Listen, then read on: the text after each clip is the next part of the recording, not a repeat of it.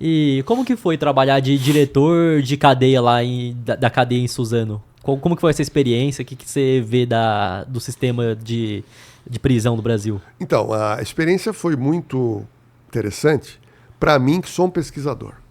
Então, só quem está lá é que sabe como funciona.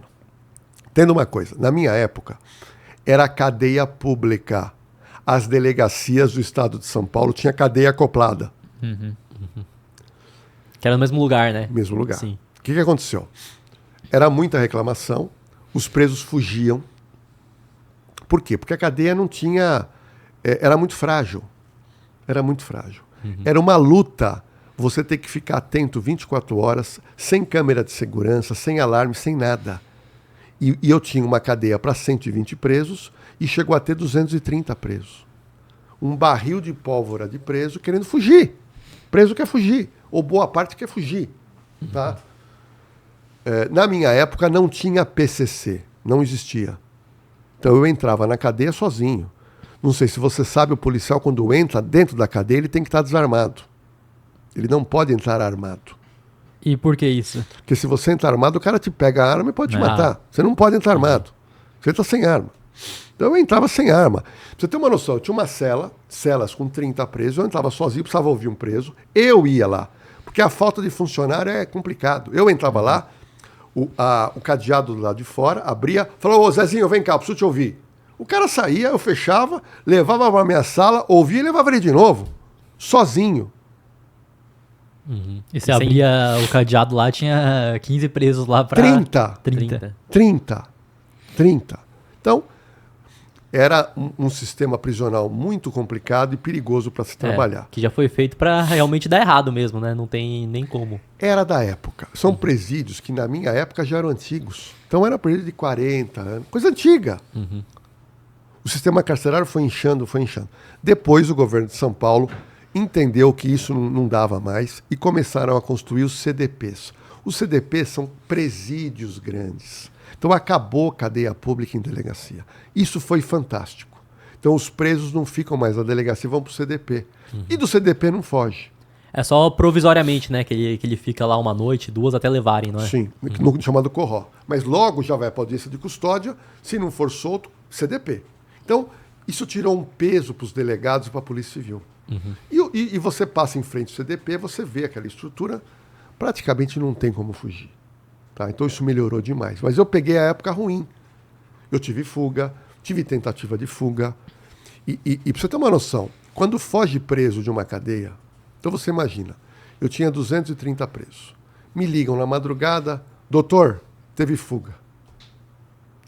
Punha lá a roupa e ia para a delegacia. Chegava lá, polícia em volta. Aí a primeira providência, todos os presos no pátio. Qual que era o procedimento? Todo mundo tira a roupa. Todos sem roupa, sentados no chão e mão para trás. Todos. Acalmou? Chama um por um. Você com uma lista de papel. Quem é você? Pum. Para quê? Para descobrir quem fugiu. Porque fez a contagem e não sabe Você não ainda. sabe quantos fugiu? Você tem 230. Eu tenho que fazer um BO de evasão de preso. Aí, fugiu 7. Mas aí, Renan e Matheus, eu te pergunto, você está lá, aquele bando de homem, o cara chega para você, como é que você chama? E se ele falar o nome... Do que fugiu. Do que fugiu. Ou falar o nome... Você entendeu? Entendi. Olha, o trabalho policial não é brincadeira. Além de se preocupar em ter que prender, fazer tudo, ainda tem que se preocupar com que o preso que esteja na delegacia não fuja. Aí eu não confio em preso. É inviável mesmo. Nunca confio em preso. Então, depois de horas, aí acalmou, volta todo mundo para a cela, manda arrumar o buraco, manda arrumar os buracos, a cerca. Aí vão fazer o boletim de ocorrência. Faço o boletim de ocorrência, lanço no sistema evasão de preso. Sabe quantos presos hoje têm mandado de prisão expedido no Brasil? Que estão soltos na rua? Não. Não faço nem ideia. O sistema carcerário brasileiro hoje tem 700 e poucos mil presos. Quantos presos vocês acham que estão agora com mandado de prisão expedido? E está na rua.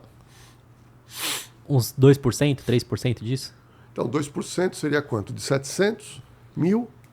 De 700 mil... 7 mil, 14 mil, 2%. 14 mil, 21 mil? 14 mil, 21 mil. Tá bom. Não sei de onde você tirou esses 2%. Não sei, isso foi um chute mesmo. Foi um chute que eu não faço ideia. Beleza. Você vai cair duro. 350 mil. Metade? Pô, 300. metade tá solta. 350 mil. Em todo o Brasil. Presos que foram condenados, ou prisão preventiva, ou prisão temporária, soltos. 350 aí eu não... Realmente. mil. Metade do... Eu chutaria que seria no máximo 5%. 350 mil. Não é brincadeira. Não sei se você já chegou a ver do presídio de El Salvador, o que o Bukele fez. O que você vê disso tudo? Então, isso, todo lugar que eu vou me perguntam isso. Né? O que acontece?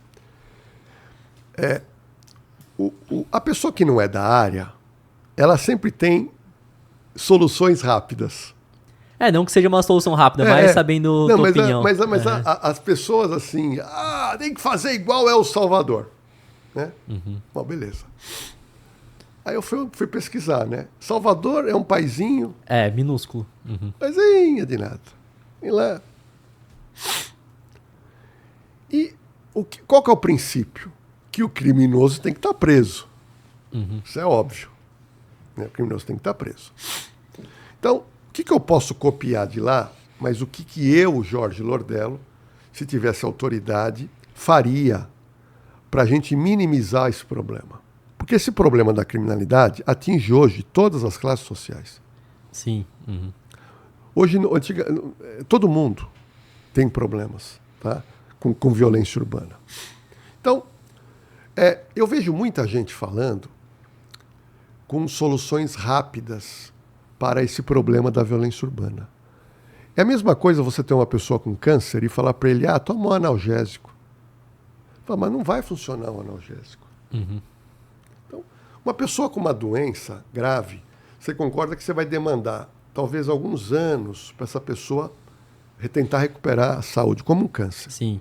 Então, o problema da criminalidade ele é muito grave. Então, toda pessoa, se você entrevistar e ela der uma solução muito rápida, é achismo. Porque se você chamar um médico oncologista aqui e perguntar, doutor, qual que é o tratamento para uma pessoa que está com câncer já avançado? Ele vai te contar aqui durante quase meia hora todo o tratamento. Então nós temos um problema grave no Brasil inteiro, 88 facções criminosas no Brasil, 88.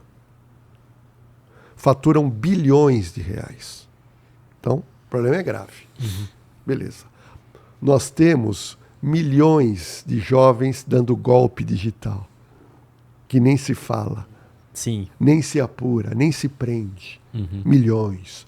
Milhões de idosos perdendo tudo. Então vamos lá. O que eu faria inicialmente? Nós temos 700 e poucos mil presos. Sendo que, se você for pegar a capacidade desses presídios, seria 500 mil. Eu te pergunto, você acha correto se um presídio tem capacidade para 200 presos, colocar 300? Não, fica difícil, né? Então nós já temos um déficit carcerário de mais gente num sistema carcerário que devia ter menos gente. Mas até aí, beleza. Esse déficit carcerário está em torno de 230 mil. 230 mil com mais 350 mil que estão na rua. 350, 450, 550... 600. Quase 600 mil. Então nós temos um déficit carcerário de 600 mil presos. Lordello, o que eu faço? Muito simples. Eu vou construir presídio. É muito caro. Não é. Presídio é construído em área pública, que já existe. Se não for área pública, desapropria. A construção de presídio é barato, porque é cimento. é uma obra que não tem luxo, não tem Não acabamento. vai ter acabamento, né? Gente, hoje você vê prédio sendo erguido em um ano, aquele prédio monstruoso, com acabamento. Hoje não, presídio é um caixotão. É um caixotão e cela. É barato de fazer e rápido. Então eu, em 2 anos, eu faço o quê? Eu vou construir pelo menos de 600 mil vagas. Tá? Então eu vou construir. Força-tarefa entre o município, Estado e governo federal. Quando estiver terminando essa construção, eu vou, aperto um pouco a lei e saio para prender os procurados. Faço uma força-tarefa no Brasil inteiro, todas as forças policiais atrás desses 350 mil. E hoje várias cidades já tem câmera com inteligência artificial que já vê o rosto. É força-tarefa. Nós vamos prender. Então eu preciso meter esses 350 mil na cadeia e prender mais 350 mil bandido. Aí você dá um choque de realidade, não só no criminoso, mas no brasileiro. Opa! Se eu cometer um crime, eu vou preso. Sim. Que hoje muitos vão cometer crime já sabendo todo o código penal que ele pode fazer, o que ele não pode. Então, se eu apertar, gente, apertar só um pouquinho. Só um pouquinho. Você mete o cara na cara. Aí você gera um sentimento. Mudou, hein? Mudou, hein? Então, isso é factível. Nós demoraríamos 2, 3 anos e você começa a ter uma luz no fim do túnel para daqui a 10 anos você chegue próximo de El Salvador. Porque quando você mostra o El Salvador agora, ninguém foi pesquisar quando que começou. Então você tem que pegar do limbo que nós estamos e trazer uma solução para 10 anos. Em 10 anos você consegue devolver ao brasileiro poder sair à noite com o seu cachorro, poder sair com o seu carro, poder passear.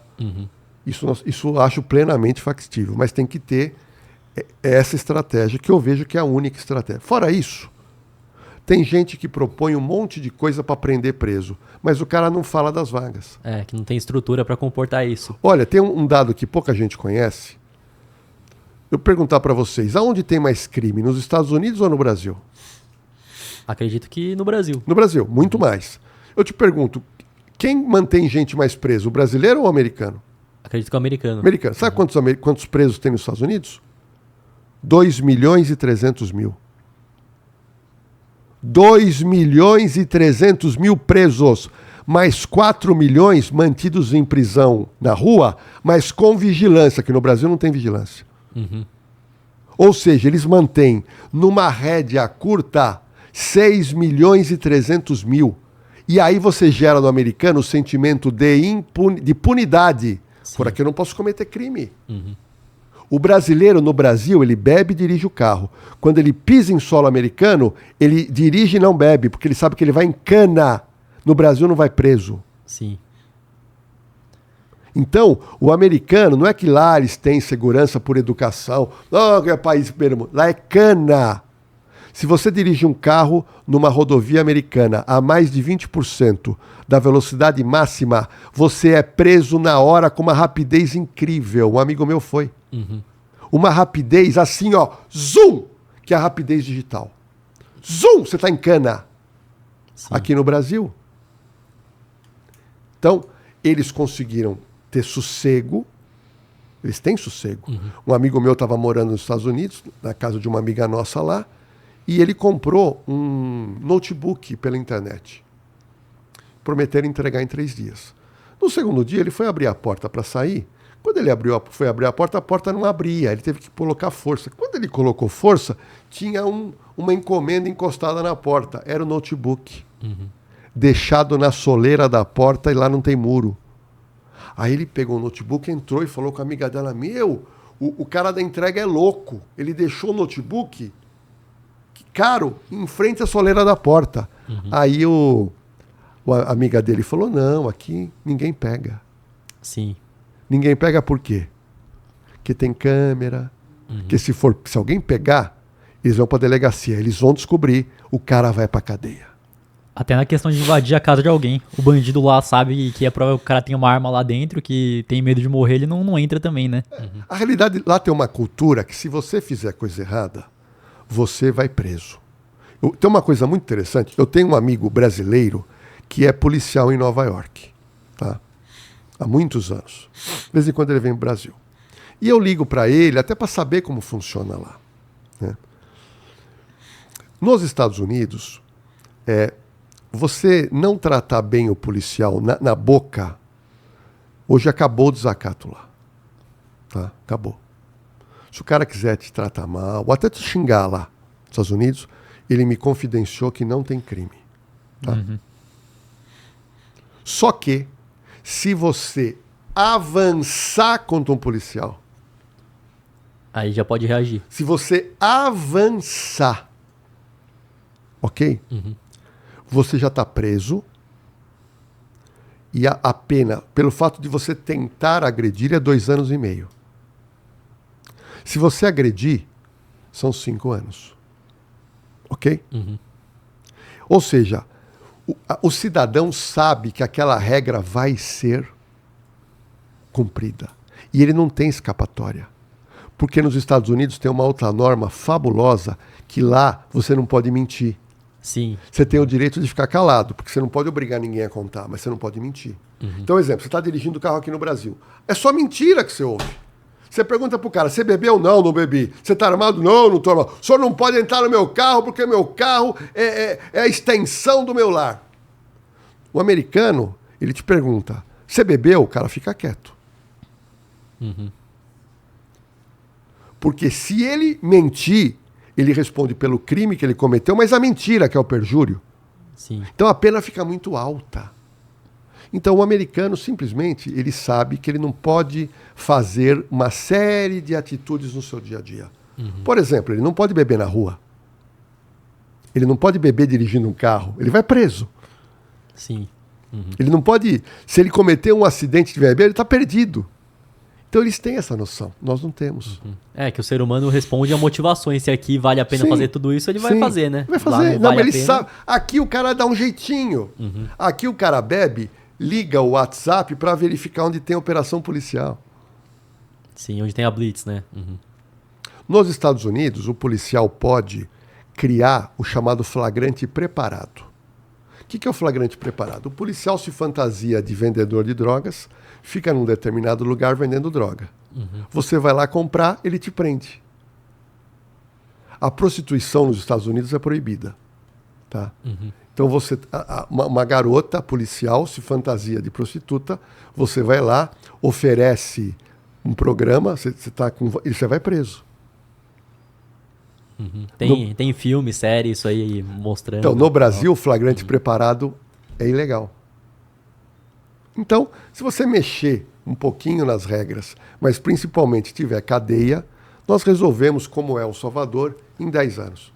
E pra você que quer comprar criptomoedas ou investir no exterior, a parceira aqui do podcast é a Quantifury, corretora internacional 100% taxa zero, e fazendo seu primeiro investimento equivalente a $50, você ainda ganha uma recompensa em Bitcoin. É só escanear o QR Code que tá aqui na tela ou clicar no link da descrição.